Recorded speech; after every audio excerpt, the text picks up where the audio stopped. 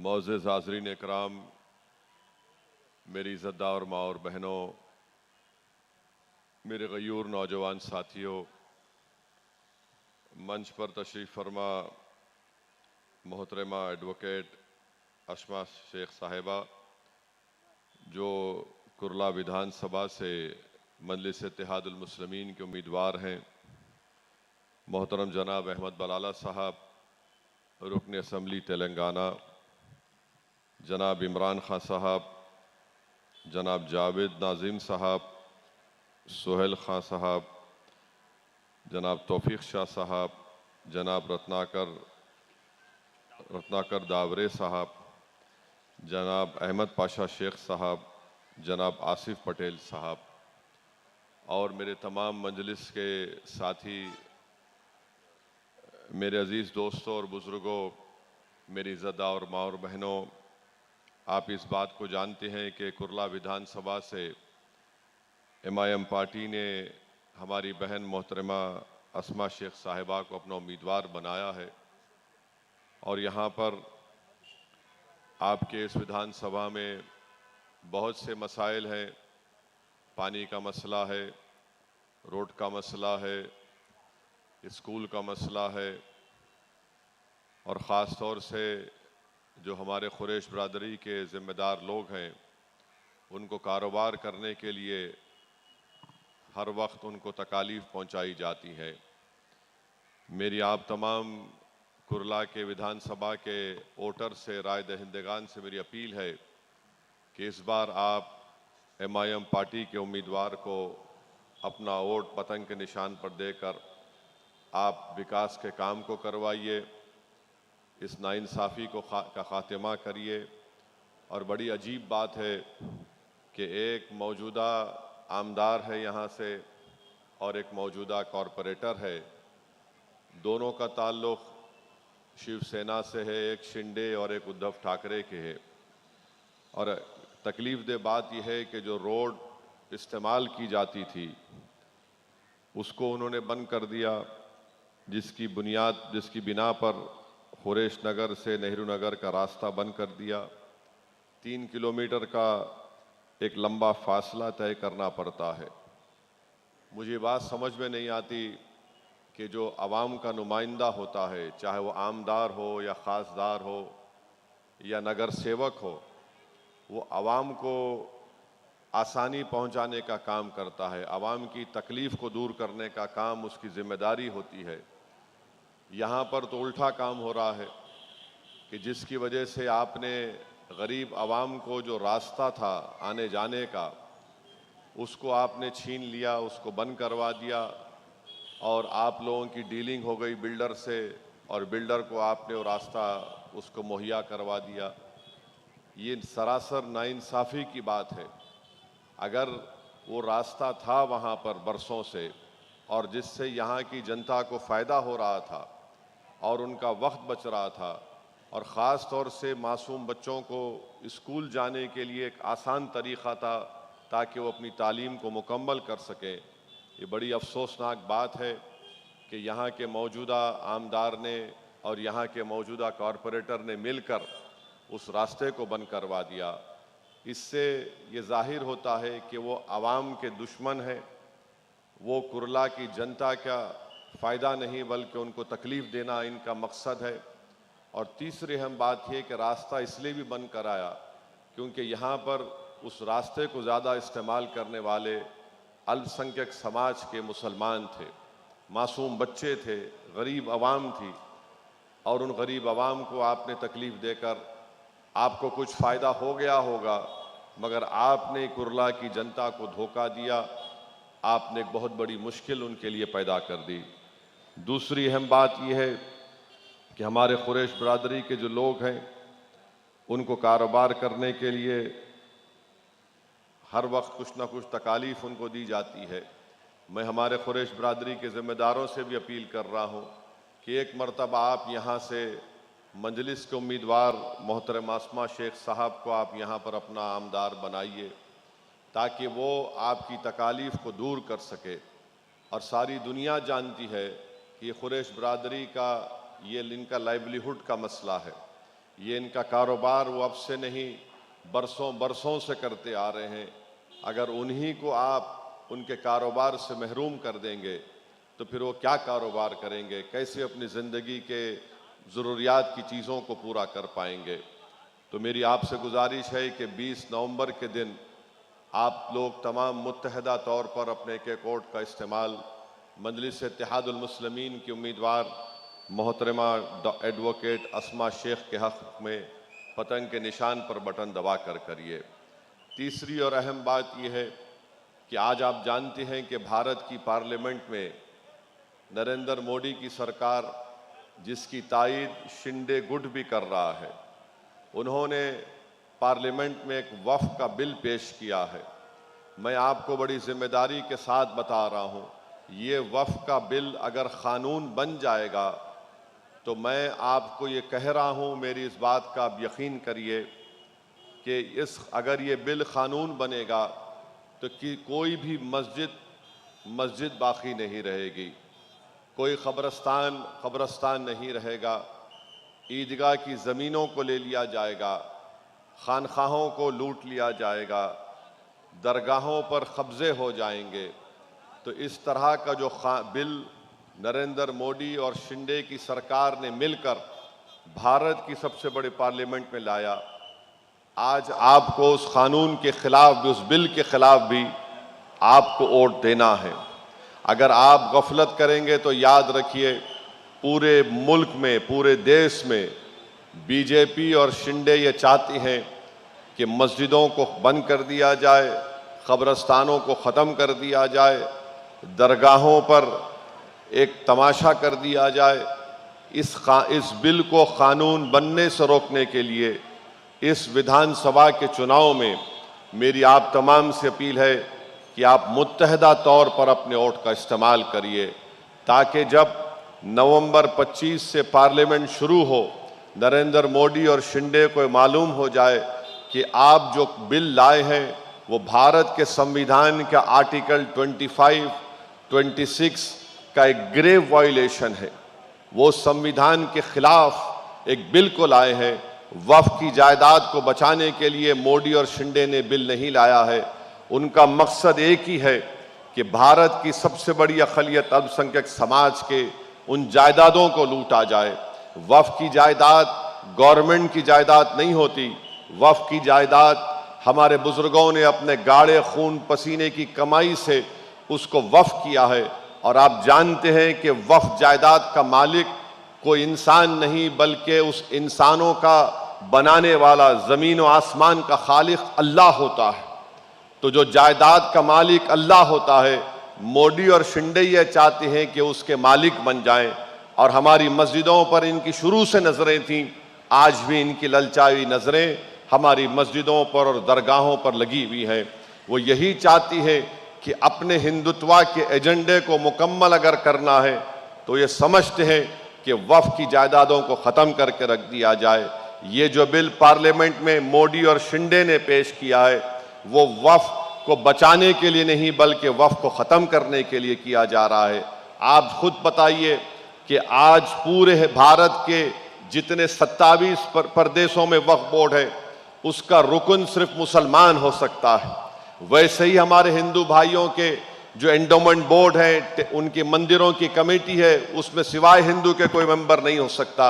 मगर मोदी और शिंदे ये चाहती हैं कि वक्फ बोर्ड में वहां पर गैर मुस्लिम को मेंबर बना दिया जाए और मेजॉरिटी उनका मेंबर बन जाए।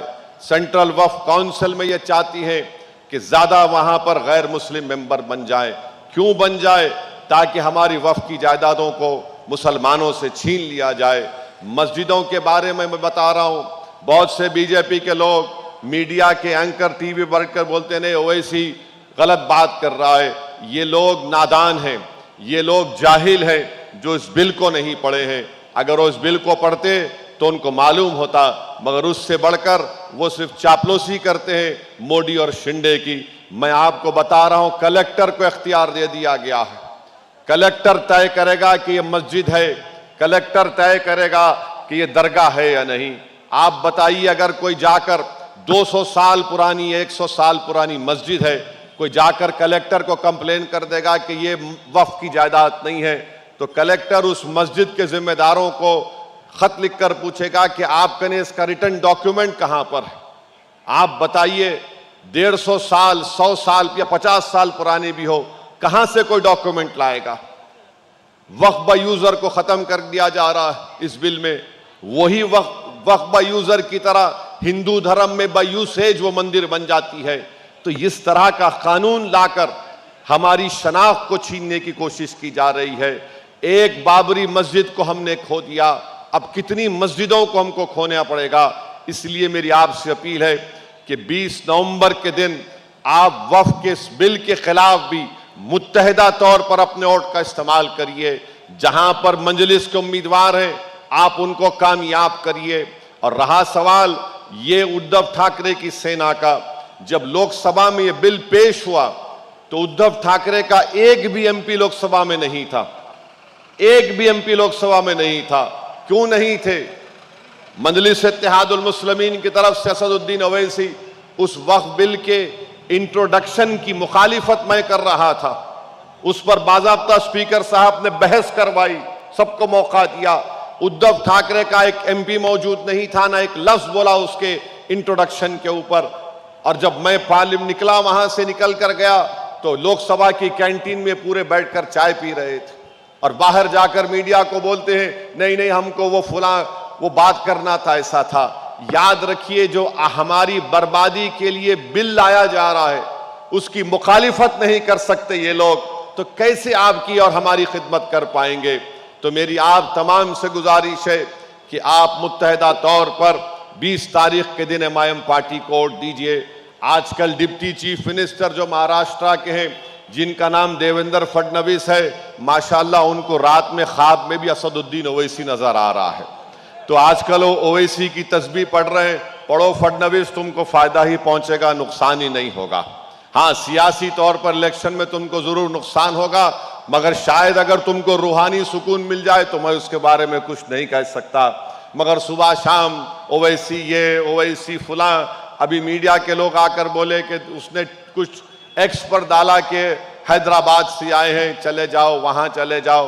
अरे देवेंद्र फडणवीस, पूरा भारत मेरा है। मेरा ईमान मुझसे कहता है कि जब अल्लाह ने हजरत आदम अलैहिस्सलाम को दुनिया में भेजाया तो हमारे और सारी कायनात के अब्बा ने पहला कदम भारत में रखा था।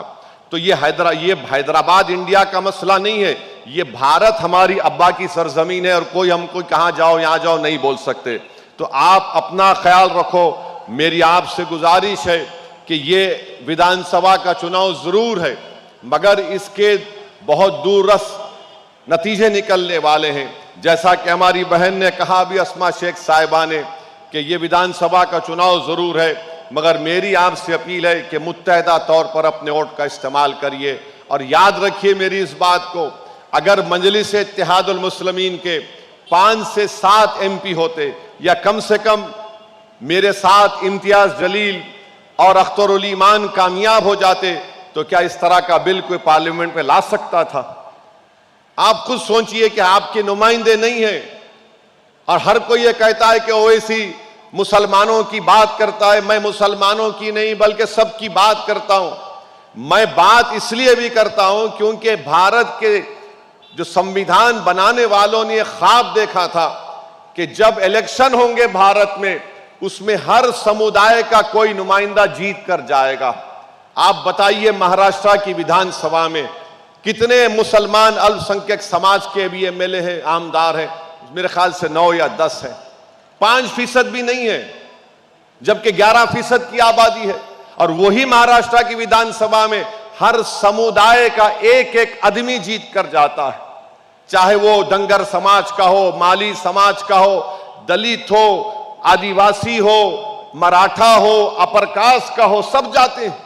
और जब मैं ये कहता हूं कि भाई हिस्सेदारी की बात करो, तुम कब तक सिर्फ हमको वोट डालने की मशीन समझोगे? हम तो एटीएम की मशीन हो गए कि दाओ इनको आके बोलो कि हम तुम्हारे हमदर्द हैं, हम शुरू हो जाते वोट डालना इनको। मगर आपका फायदा क्या हो रहा है? आप देखिए यहां पर कितने मसाइल हैं। मुझे बताया गया कि पहाड़ के ऊपर पीने के पानी का मसला है।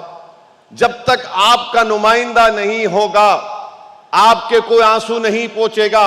आप लाख जज्बाती नारे लगा लो, जिंदाबाद मुर्दाबाद, हम जान निछावर कर देंगे, मगर कानून बनता है विधानसभा में, ताकत मिलती है विधायक से, नारों से, जज्बाती तकारीर से कुछ नहीं होता।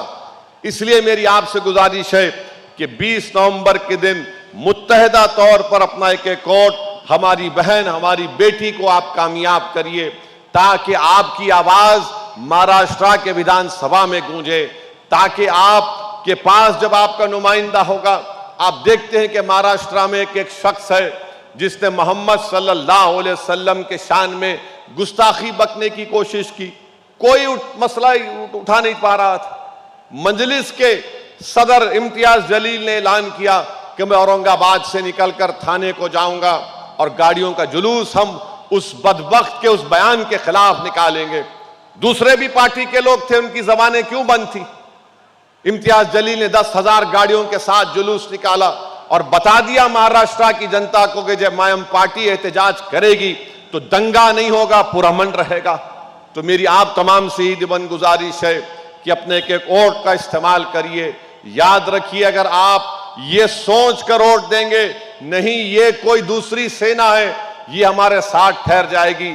मेरे भाई याद रखो, मैं जो पार्लियामेंट में देखता हूं इन लोगों को, इनके बोलने का, बाहर एक बात बोलते हैं, काम अंदर एक अलग करते हैं। हमको यही बताना है कि यकीनन हमारी भी ख्वाहिश है कि दोबारा शिंदे, फडणवीस और अजीत पवार की हुकूमत ना बने महाराष्ट्र में, मगर उसके लिए हम सिर्फ कब तक कुर्बानी देते रहेंगे? हमको अपने नुमाइंदों को कामयाब करके उनको रोकना है। अगर आप ये समझ रहे हैं कि वो रोक पाएंगे, नहीं रोक पाएंगे। अगर आप ये समझ रहे हैं कि वो तुम्हारे गम को समझेंगे, अगर आप ये समझ रहे हैं कि आइडियोलॉजी की बुनियाद पर उनकी मुखालिफत करेंगे, नहीं करेंगे। इनकी आइडियोलॉजी एक ही है, दोनों बोलते हैं कि हम हिंदुत्व के मानने वाले। और हिंदुत्व कहां से आया? हिंदुत्व की किताब लिखने वाला कौन था? जिसने अपनी किताब में क्या लिखा कि इन लोगों से देश को खतरा है? ये अंदर के दुश्मन बताकर कहा था किताब लिखने वाले ने। अगर आप यही समझ रहे हैं तो फिर कौन था? क्या उद्धव ठाकरे जब मुख्यमंत्री थे, असेंबली का, विधानसभा का रिकॉर्ड उठाकर देखिए, उद्धव ठाकरे ने विधानसभा में खड़े होकर कहा कि हां, हमको फख्र है कि हमारे पार्टी के कार्यकर्ता ने बाबरी मस्जिद को तोड़ा। अब आप फैसला कर लीजिए। ये बात वो कह चुके हैं असेंबली में, रिकॉर्ड उठाकर देख लीजिए। मगर हमारी मजबूरी है कि नहीं, हम क्या करना फिर? क्या करना फिर? तो आप यहां से अस्मा शेख को कामयाब करो, रोको इन ताकतों को। भारत की जमहूरियत आपको इस बात की इजाजत देती है कि आप अपने पसंद के उम्मीदवार को अपना वोट दें और उसको कामयाब कर सकें। अगर आप ये समझ रहे हैं कि जीत पाएगी अस्मा शेख, मेरे भाई जंग करो पहले। ये जमहूरियत में जमहूरी तरीके से जंग करना है, मगर जंग शुरू करने से पहले तुम नतीजे के बारे में क्यों सोचते हो? भाई जब मैदान में उतरे तो मेहनत करेंगे, जुस्तजू करेंगे, और जब कोई लड़ेगा तो कामयाब होगा ना।